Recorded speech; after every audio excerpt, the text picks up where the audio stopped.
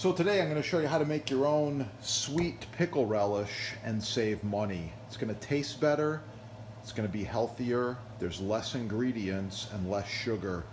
Just want to grab a generic jar of pickles. These are just whole pickles in a jar, a little bit of sugar and water in there, a little vinegar. So we're going to take these and make them into relish. Very simple. Open the pickles. Drain some of the juice. I'm going to take this fresh garlic I've got here and put just a couple of cloves of garlic in there, lime and onion.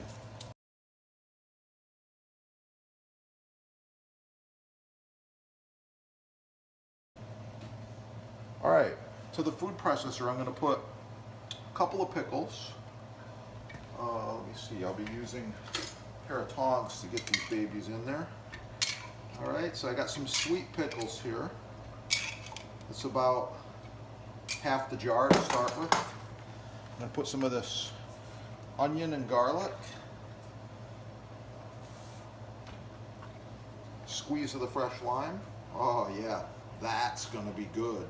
Now here, the secret ingredient is sugar. So these store-bought ones load you up on sugar. I'm only using about a teaspoon.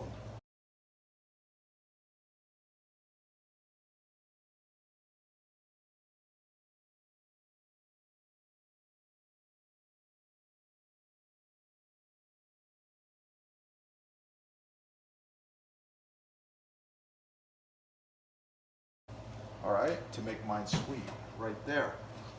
Okay, I'm gonna blend this together here in the processor.